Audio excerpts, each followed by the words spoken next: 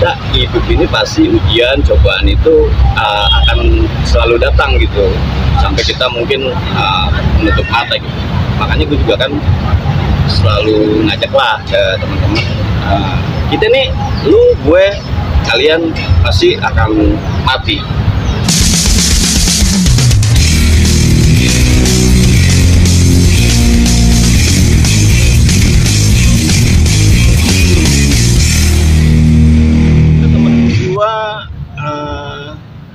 Kita normal semuanya ada. Temen gue mohon maaf ya, inilah kakinya nggak ada gitu, cacat lah kayak gitu, tapi kok dia yang mengerti.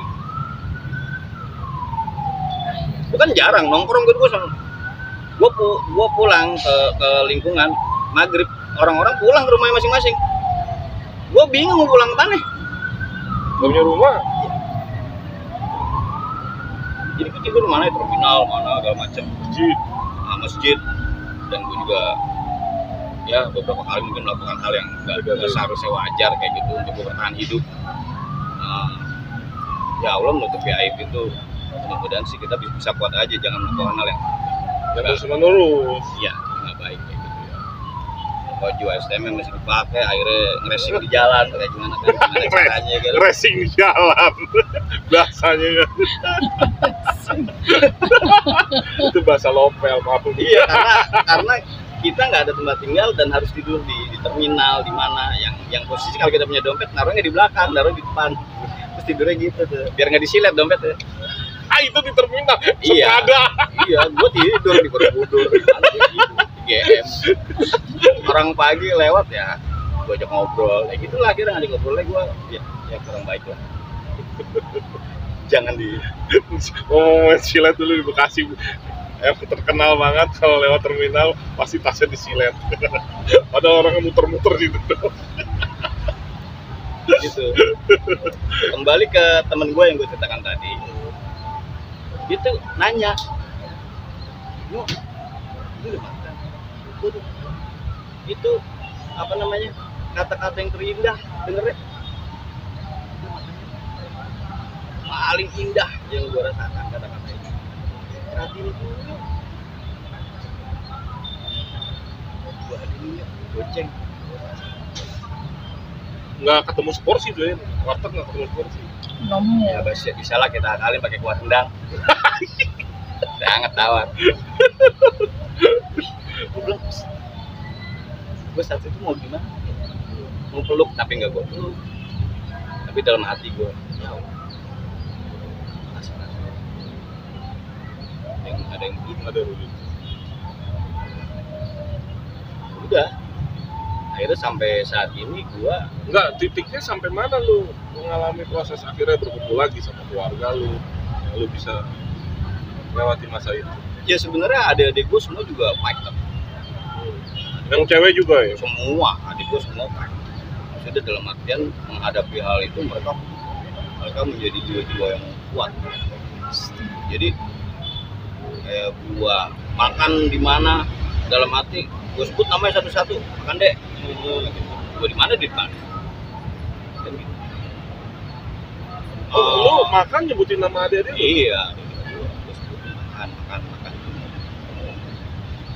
Hal yang paling kita harus pikirin itu adalah keluarga. Jadi gua nggak pernah setuju dengan bahasa yang keluarga bisa kayak orang lain bisa kayak saudara. Karena keluarga adalah keluarga gitu. Saudara adalah saudara, sebrengsek apapun saudara lu, dia adalah saudara lu. Maksudnya Dia nggak pernah bisa jadi orang lain. Saudara jadi orang lain, orang lain jadi saudara. Itu saudara walaupun tak saudara. Enggak, lain. Beda. Maksudnya orang lain bisa menjadi seperti saudara, tapi bukan saudara seperti saudara, adik-adik itu, abang-abang. Jadi lu jangan pernah berpikir waktu itu mau brengsek. Kalau mau brengsek itu mah keluarga lu. Dia nggak akan pernah bisa menjadi orang lain. Dan bantulah keluarga lu dulu sebelum lu bantu orang. Mungkin seperti kita, lihat dulu dapur kita udah oke belum nih, istri, anak udah pada oke nih. Lu seneng bantu, itu dulu lihat ini udah oke, baru boleh keluar. jangan pencitraan. Akhirnya lu makin istilahnya hubungan emosional dengan keadaan begitu makin kuat atau enggak? Ada dulu. Alhamdulillah kita makin erat karena kita merasakan situasi yang sama. Dan alhamdulillah rohaninya juga nemu karena bokap gua lahir di bokap gua James Bond akhirnya kan. Jaga masjid terus kebun. 007 Beliau menjadi seorang marbot yang gue sangat bangga gitu. Tapi walaupun awal-awalnya juga ada beberapa hal yang gue masih ngaco kayak gitu kan. Beliau ajan gue nokip misalnya itu pernah. Dan gue tapi cepat menyelesaikan itu gitu. Alhamdulillah. Kalau ternyata gue manusia juga, dan itu dalam artian iman ini kita yang bikin nih, gimana nih caranya. Wah ternyata iman gue masih tipis atau kayak gitu lah, ngukur diri sendiri aja kayak gitu. Nah akhirnya kan namanya bokap kan gue samperin, nanti kalau Jumat kita sama-sama bersihin masjid, dapat nasi bungkus makan, ntar gue pergi lagi kemana gitu. Dapat duit ntar gue ke Bogor nyamperin nyokap gue kasih, ada yang sobek duitnya, duit sobek nih katanya. Oh iya simpen mama gue, tahu nggak tahu misalnya. Sehat terus ya Bu. Yang sering diupload fotonya sama Bang Sinyo nih. Sayang banget kayak anaknya sama Ibu. Nah adik gua nomor 2 dapat beasiswa kuliah di STPDN, Sekolah Tinggi Pemerintahan Dalam Negeri. Emang anaknya pinter, dari dulunya juga ranking terus. Sebenarnya kita sama-sama pinter. Gue mau ngomong gitu sebenarnya. Cuman bedanya lu gak dapet beasiswa ya? Gue dapet beasiswa. Kalau gue banyak. Harusnya lu dapet beasiswa di Curug ya? Itu dia. Itu akhirnya dia terus sampai kelar lah ya? Sampai selesai gitu. Dan kita juga salah seorang keluarga yang paling mungkin gue ngerasa saat itu kita beda sendiri nih, keren. Karena adik gue perlu sesuatu misalnya gitu, apa gitu, kita posisi gak ada, belum ada saat itu, akhirnya pakai yang ada. Nah kayak gitu. Mungkin nggak seperti orang-orang teman-temannya yang perlu ini ada siap new gitu baru atau apa, dia enggak. Wah agak itu keperluan adik lo? Iya, keperluan dia. Oh iya nggak mau. Jadi apa ya, di dalam pendidikannya dia itu dia begitu prihatin, tapi emang dasar beda banget sama lo ya. Yang bayar uang pangkal terus sekolah ya. Jadi makanya dulu PGRI mahal loh, 615 lo, gila lo. Sekolah cuma mahal-mahal cuma setahun, gue bingung nih sama dia nih. Jauh sama 603 masih jauh ya kan.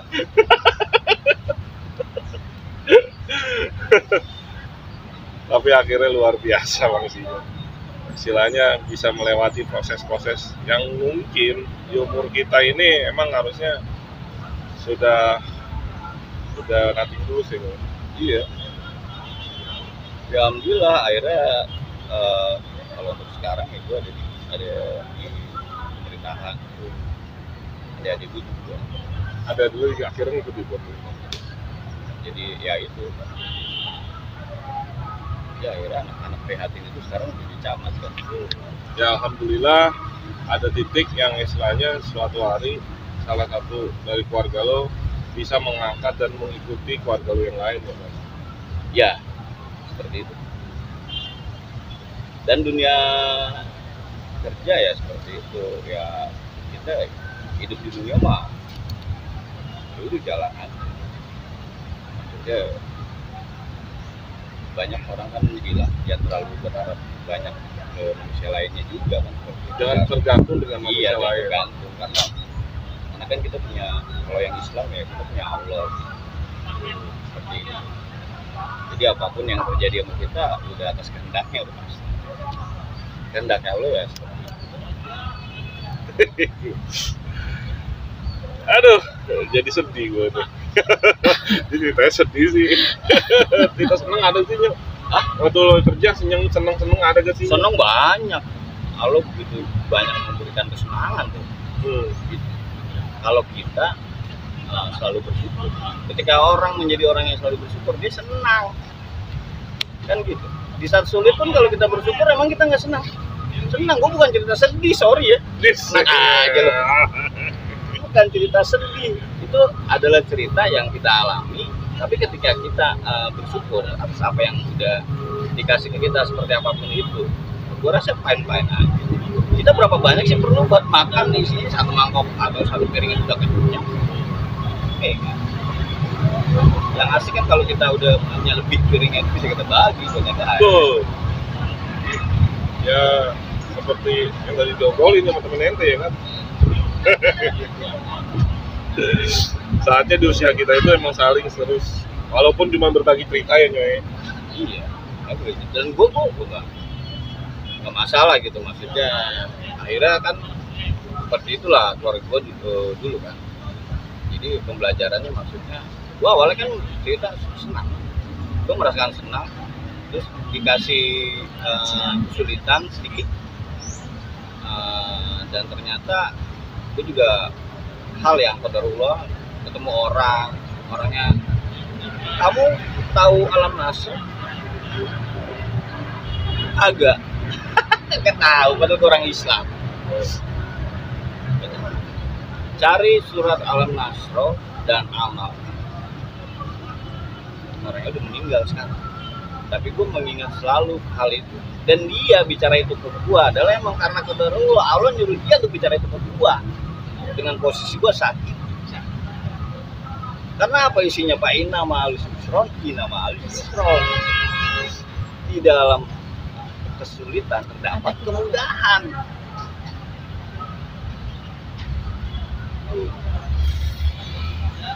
Gitu kok. Lu jangan, sulit banget itu gua. Aduh. Ngelihat sarung, guanya mau ganti aja digantung diri. Jangan. Karena di dalam kesulitan terdapat kemudahan.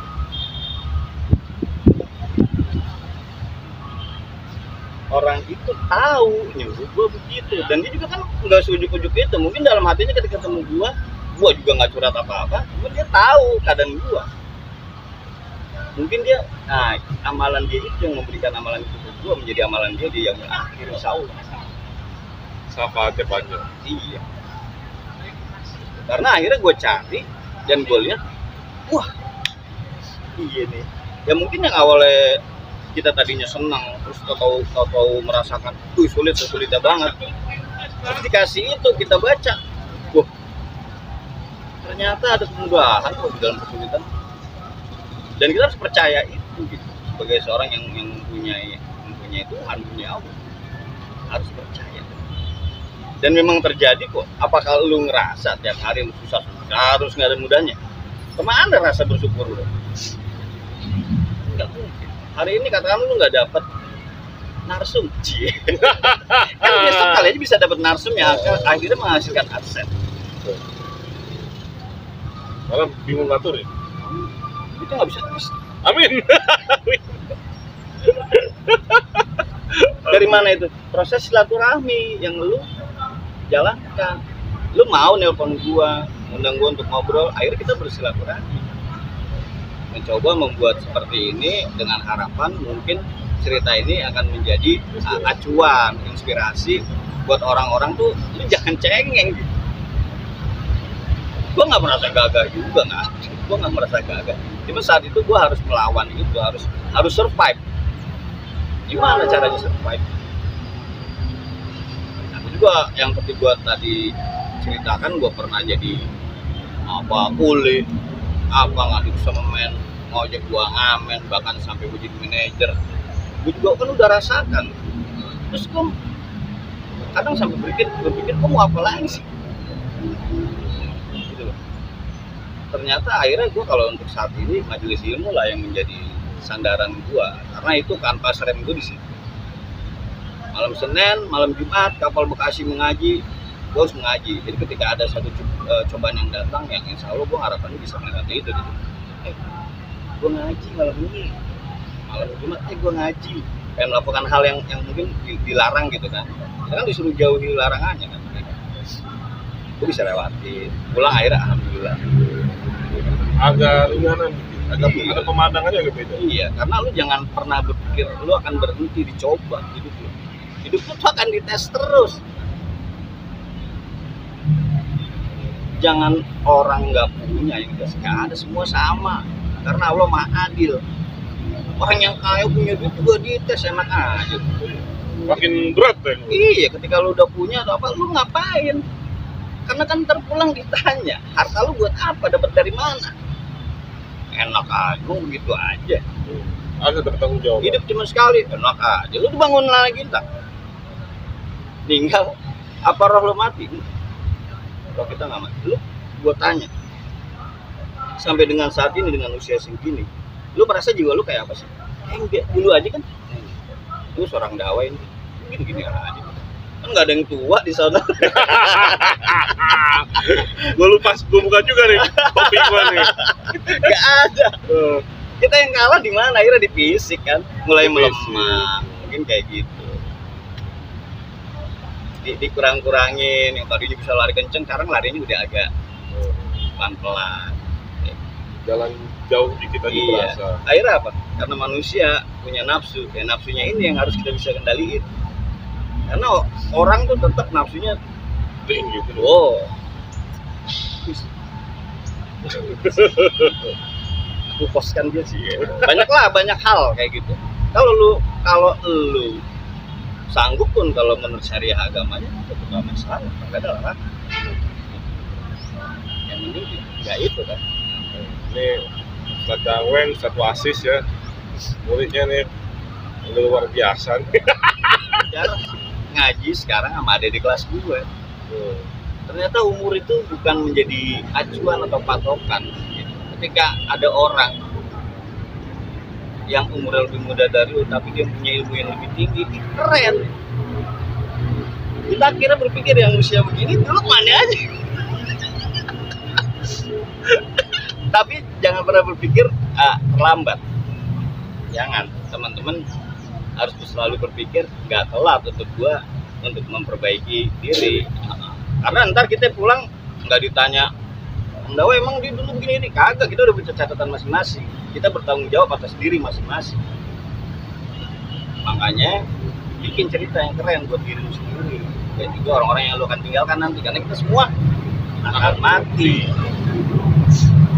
Kan main ya kan. Ya. Ini kena banget nih gue ya kan. Sedikit banyaknya hampir sama ceritanya. Ya. Masih belum 50 kita. Cuman emang momennya di usia segini ya, gua kebetulan satu angkatan sama Sinyo 96.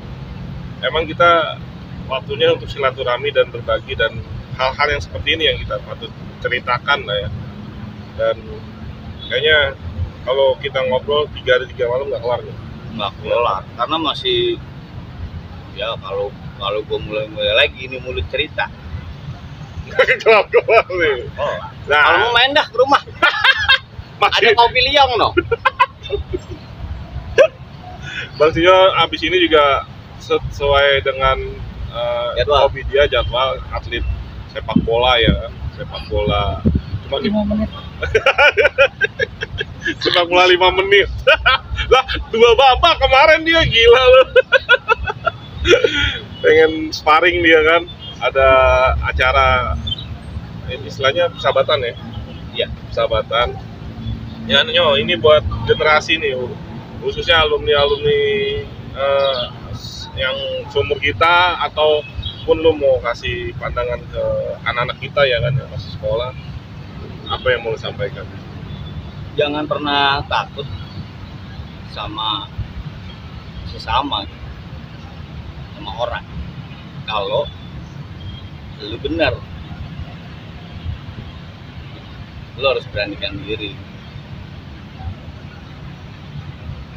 Jadi kalau ada hal yang lu pikir lu udah benar, tapi lu takut, lu pimpinan atau apa, ya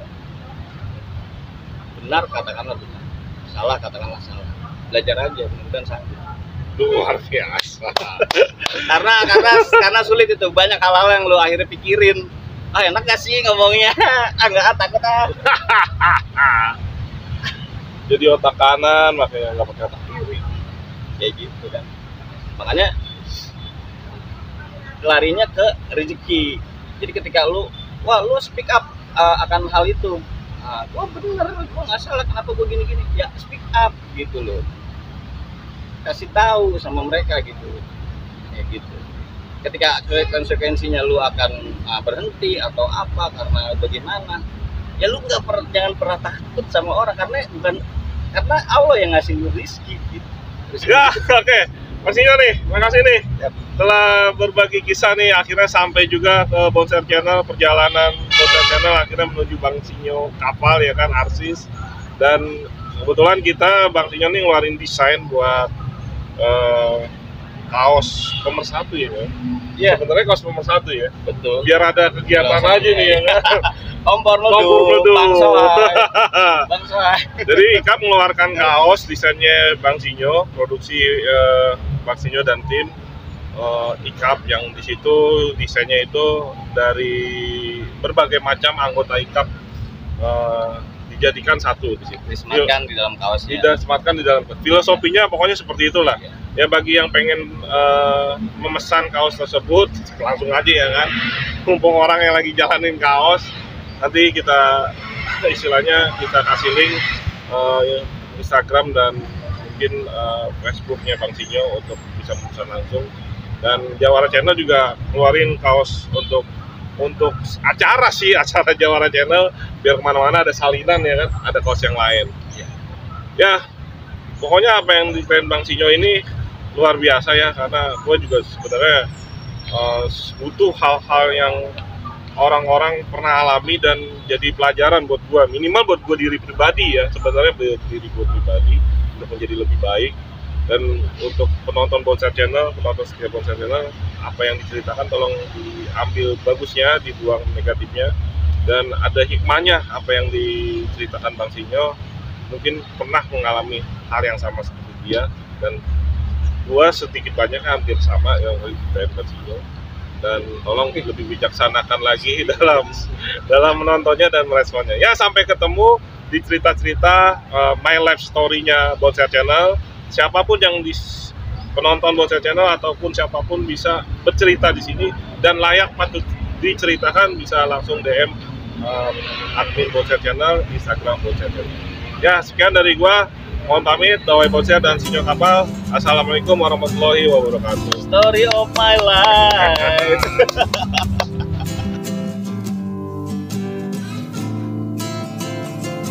Kami aliansi para alumni bergerak bersama.